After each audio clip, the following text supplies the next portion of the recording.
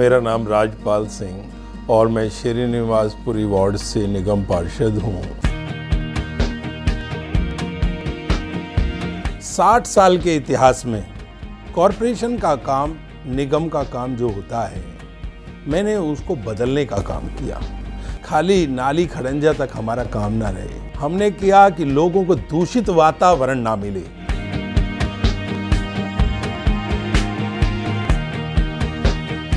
लोगों की सोच तभी सभ्य होगी, लोगों की सोच और उनका स्वास्थ्य सभी सार्थक और अच्छा होगा जब वो एक स्वच्छ वातावरण में रहेंगे। मैंने उस वातावरण को बदलने का प्रयास किया। या लोग लड़ते थे, ये सड़क मेरी नहीं है, ये सड़क दिल्ली सरकार की है, ये केंद्र सरकार की है। मैंने सोचा मेरे क्षेत्र के अंदर जो सड़क है वो सब मेरी है, और जब मेरी है तो उस पर मैं ही काम करूंगा, उस पर इफ एंड बट नहीं।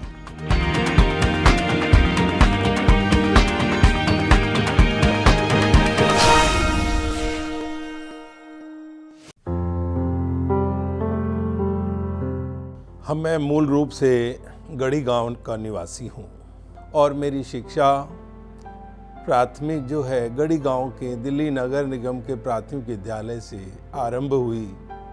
उसके पश्चात मैंने प्राथमिक के बाद east of Kailash government school से 10th और डिफेंस कॉलोनी ए ब्लॉक के गवर्नमेंट सीनियर सेकेंडरी स्कूल से 11th और 12th पास की। उसके बाद मैं हायर एजुकेशन के लिए दिल्ली विश्वविद्यालय के शहीद भगत सिंह कॉलेज में मेरा एडमिशन हुआ और वहाँ से मैंने अपनी स्नातक की। मेरे पिताजी बहुत साधारण और बहुत ही सादगी के एक परिचक थे और मेरी माताजी आज भी विद्यमान हैं। मुझे अपनी माताजी से बहुत कुछ सीखने को मिला। उनकी दृढ़ता, उनका संकल्प, किसी भी काम के बारे में ठान लेना और उसको पूरा करने तक चैन से नहीं बैठना, ये मैंने अपनी माता से सीखा है। परिवार में हम लोग 4 भाई और 1 बहन और मैं 4थे नंबर पे आता हूँ। बड़े भाई चौधरी विजयपाल जी, भाई महिपाल जी और तीसरा मैं राजपाल और मेरा छोटा भाई सतीश बैसोया था। सारा परिवार एक मध्यवर्गीय परिवार रहा है हमारा। 1988 में मेरा विवाह सुनीता चौधरी से हुआ। मेरी जो पत्नी है वो मेरे साथ हर कदम पर हमारे साथ खड़ी रही, सहयोग करती रही। बड़ी बिटिया है दीपिका, उससे छोटा बेटा है शशांक बैसोया जो अभी एडवोकेट है। उसका विवाह अलका जो हमारी पुत्र वधू है उससे हुआ और उसके आने से हमारे घर में और खुशी बढ़ गई। और 2 छोटे बच्चे अभी हैं, सिपिका और निशांत। 2 बेटे और 2 बेटियां हमारी हैं। हमने बहुत छोटा सा व्यवसाय शुरू किया था बिल्डिंग मटेरियल का, राज बिल्डिंग मटेरियल सप्लायर के नाम से, और बाद में उसको ट्रांसपोर्टेशन में, बिल्डर्स में बदलने का काम किया। और प्रभु ने नेक नियत के साथ उसमें हमें बरकत दी और उस काम को हम बड़े सफलता से करते रहे। मूल रूप से हमारा जो ध्येय था वो शुरू से बिजनेस में कम लगता था, क्योंकि समाज के अंदर कुछ अलग अलग जेम्स होते हैं। हमारे अंदर शुरू से ही सेवा भाव के जेम्स थे, तो इस कारण मेरा अपने परिवार के इस बिजनेस में दिमाग और दिल कम लगा। लेकिन प्रभु की इच्छा, बिना कारोबार के और बिना काम के बच्चों का पालन पोषण भी संभव नहीं था, इसलिए काम मजबूरी थी, ज़रूरत थी, उसको भी करते रहे। लेकिन काम में हमारा सेवा का जो भाव है वो कभी आड़े नहीं आया। राजनीतिक क्षेत्र में जब मैं कॉलेज में पढ़ता था तो मेरे कॉलेज के प्रिंसिपल थे डॉक्टर सुरेश वाजपेयी। डॉक्टर सुरेश वाजपेयी दिल्ली के अंदर आरएसएस के प्रमुख थे और मेरे आइडियल थे। वहीं पर मेरे राजनीति में जो मुझे लेकर आए, राजनीतिक गुरु थे डॉक्टर साहिब सिंह वर्मा। मुझे याद है जब मैं पहली बार विद्यार्थी परिषद का एक छोटा सा कार्यकर्ता के रूप में मैंने काम शुरू किया और भगत सिंह कॉलेज में मुझे कॉलेज का उपाध्यक्ष और अध्यक्ष विद्यार्थी परिषद के पैनल में मैं बना। उसके बाद राजनीति के अंदर मेरा आगमन हुआ और मैंने भारतीय जनता पार्टी की छोटी सी इकाई मंडल अध्यक्ष युवा मोर्चा के रूप में काम शुरू किया। उसके बाद मैं राजनीति क्षेत्र में इस पार्टी की सभी पदों पर रहते हुए आज इस पद पर हूँ। इससे पहले 2003 में पार्टी ने मुझे यहीं विधानसभा का प्रत्याशी बनाया था। ओखला विधानसभा से मैं भारतीय जनता पार्टी का प्रत्याशी था और लोगों का आशीर्वाद और स्नेह इतना था कि आज तक के इतिहास में ओखला विधानसभा में भारतीय जनता पार्टी को इतनी वोट अगर किसी उम्मीदवार को, चाहे वो निगम का हो, चाहे वो विधानसभा का हो, चाहे वो लोकसभा का हो, किसी प्रत्याशी को नहीं मिली। इतना स्नेह मुझ पर लोगों ने दिखाया। चुनाव हम जब जीत नहीं पाए थे, लेकिन अब पार्टी ने निगम के अंदर जब मुझे मौका दिया तो दक्षिणी दिल्ली में एक बहुत बड़ी जीत के साथ लोगों का आशीर्वाद मुझे मिला और श्रीनिवासपुरी वार्ड के अंदर मैं बहुत बड़े मार्जिन से जीतकर निगम के अंदर पहुंचा और पार्टी का स्नेह और प्यार अटूट मेरे ऊपर रहा, जो आज भी विद्यमान है। हमारे पार्टी के अध्यक्ष भाई मनोज तिवारी जी ने मुझे पहली बार जीतने पर ही सेंट्रल जोन का चेयरमैन बनाया और सेंट्रल जोन के चेयरमैन बनने पर मैंने राजनीति के अंदर तो बहुत लोग आते हैं और बहुत चले जाते हैं, लेकिन हमने ये सिद्ध करके दिखाया कि हम राजनीति हमारा पेशा नहीं, हमारा धर्म है। राजनीति में मेरे प्रेरणा स्रोत डॉक्टर साहिब सिंह वर्मा, प्रोफेसर विजय कुमार मल्होत्रा, जिन्होंने मुझे पहली बार दिल्ली विधानसभा के उस रण में अपना प्रत्याशी बनाया, अपना सैनिक समझा, उनका भी मैं बहुत ऋणी हूँ। उनसे मैंने बहुत कुछ सीखा है। उनको कोई भी राजनीति क्षेत्र में काम दिया, पार्टी ने, सरकार ने, संगठन ने, उन्होंने उसको बखूबी निभाया है। और यही प्रेरणा मुझे हमारे प्रिंसिपल थे डॉक्टर सुरेश वाजपेयी जी, उन्होंने दिखाई थी कि आदमी अपने कर्म से बड़ा होता है, अपने पद से कभी बड़ा नहीं होता और कर्म ही आदमी को पद तक पहुंचा सकता है। पद आपको कहीं ऊपर नहीं ले जा सकता। आपकी गरिमा, आपका लक्ष्य तभी सार्थक होगा जब आप एक अलग से अपना दायित्व समझ करके अपना समाज में एक स्थान बनाएंगे, तभी आप समाज को एक सफल निर्णायक दे पाएंगे। ऐसी सोच मुझे मेरे इन महानुभवों ने दी, जो मेरे प्रेरणा के स्रोत हैं। जब मैंने हुक्का बंद का एक आंदोलन चलाया तो मेरे पास चुनौतियों के अंबार आए। जान से मारने की धमकी से लेकर प्रलोभन तक के सारे लोगों ने रास्ते हम पर आजमाए, लेकिन जिनका मैंने अभी आपसे जिक्र किया है, उनके आशीर्वाद से हमने यही साधा कि हमने अपने आने वाली नस्ल को इस जंजाल से मुक्त कराना है, इस जंजाल को समाप्त करना है। और जब आपका दृढ़ निश्चय और नेक और ईमानदारी के साथ कोई प्रयास होता है तो भगवान भी उसमें अपना आशीर्वाद रखता है।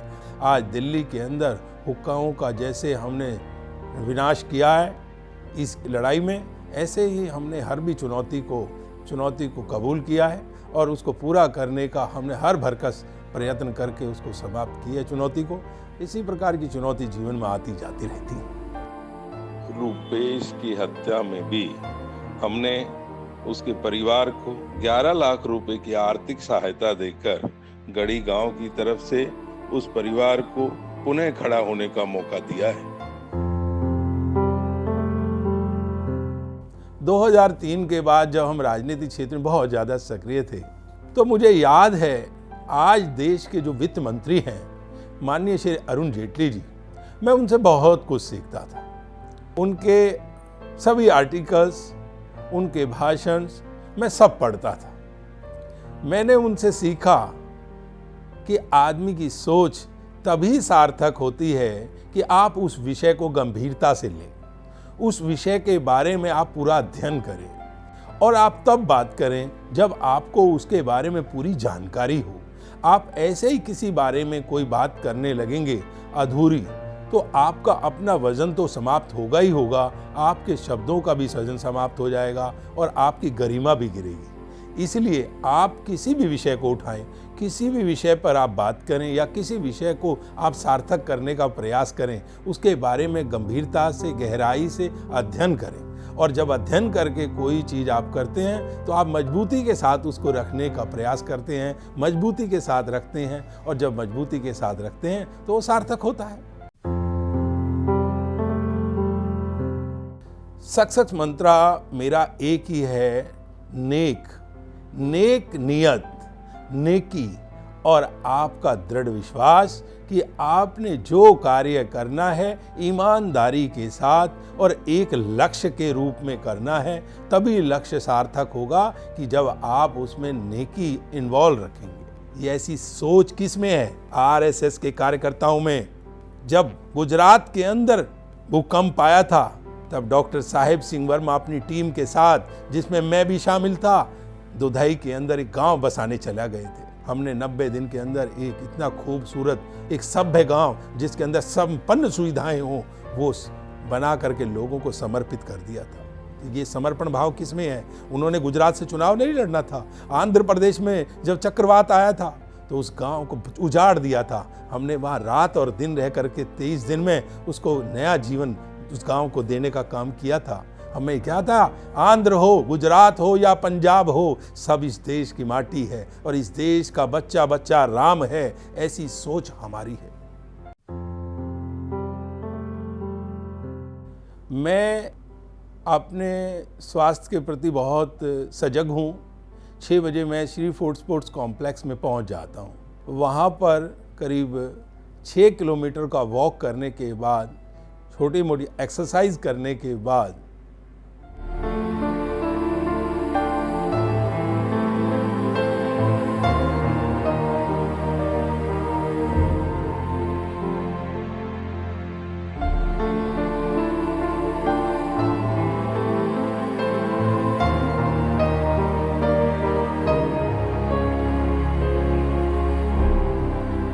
वापस मैं अपनी दिनचर्या पे आता हूँ। सुबह का छोटा मोटा ब्रेकफास्ट जो अवेलेबल हो वो ले लेते हैं। 2-3-4 प्रकार के मैं न्यूज़पेपर्स पर भी नज़र डालता हूँ, जो हमारी देश की दिन भर की जितनी भी गतिविधियाँ रही हैं उनको देखने के बाद, मैं राजनीति जीवन में हूँ तो राजनीति में अगर किसी तरह की गिरावट ना आए, इस बारे में भी चिंतन करता हूँ और अपने संगठन को भी ऐसा परामर्श मैं जर्नली भेजता रहता हूँ। हमारा राजनीतिक जीवन कोई सिलेबस के अकॉर्डिंग नहीं बना हुआ कि हमने ये टाइम पे ये काम करना, ये टाइम पे ये काम करना, ऐसा नहीं है। जिस दायित्व को मुझे दिया गया है उस दायित्व से मैं कभी कोताही नहीं बरतता।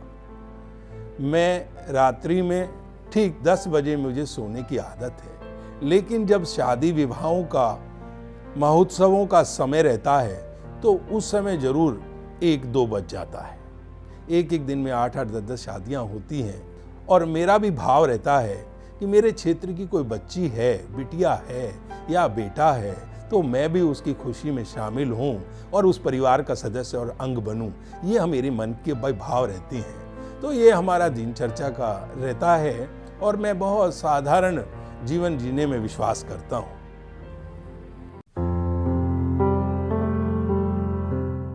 हमारे देश में लाखों लोग रोज जीवन लेते हैं और रोज अंत हो जाता है लाखों लोगों का, लेकिन कुछ लोग ऐसे कर्म के साथ अपनी छाप छोड़ जाते हैं जो इतिहास बनता है, जिससे इतिहास लिखा जाता है। अपने कर्म से, अपनी मधुर वाणी से, अपने प्रयास से वो समाज को एक कुछ देकर जाते हैं और जो देकर जाता है समाज हमेशा उसे याद रखता है। लेने वाले को कभी समाज याद नहीं रखता। तो मेरा भी ये प्रयास है कि मैं इस समाज में जब आया हूँ तो समाज को कुछ देकर जाऊँ, अपने आने वाली युवा पीढ़ी को कुछ देकर जाऊं और एक आइडियल बन के जाऊं कि समाज के अंदर नेता तो बहुत होते हैं। आज बच्चे से लेकर युवा वर्ग तक नेताओं से नफरत करते हैं, उनके कर्म से नफरत करते हैं, लेकिन हम उदाहरण बनाना चाहते हैं देश के उस यशस्वी प्रधानमंत्री भाई नरेंद्र भाई मोदी से कि जिसके बारे में बच्चा बच्चा मोदी कहता है। आज वही आइडियल है, हमारे उदाहरण है। ऐसे ही उदाहरण हम बनना चाहते हैं। राजनीतिक जीवन में लोग राजनीतिक लाभ के लिए काम करते हैं और इस व्यक्ति ने देश हित में ये निर्णय लिया। कोई सोच भी नहीं सकता कि मेरी हजारों लाखों वोट जो आज मेरे हैं वो खत्म हो जाएंगे, समाप्त हो जाएंगे। ये भाव राजनीति के अंदर बहुत कम लोगों में होता है। इतना बड़ा निर्णय लेना देश के उत्थान के लिए। कहा है किसी ने कि दोस्तों, दीवार गिराने से काम ना होगा, अब तो नींव का हर एक पत्थर बदलना होगा और हमें हर पत्थर बदल कर नींव को एक मजबूत नींव बनानी है, जिस पर एक मजबूत इमारत हिंदुस्तान बन सके और हिंदुस्तान पुनः विश्व के अंदर सोने की चिड़िया बनकर उभर के आएगा। मेरा यही शौक है कि मैं किसी के काम आ सकूं, किसी गरीब के काम आ सकूं, किसी वृद्धा के काम आ सकूं, किसी बीमार के काम आ सकूं।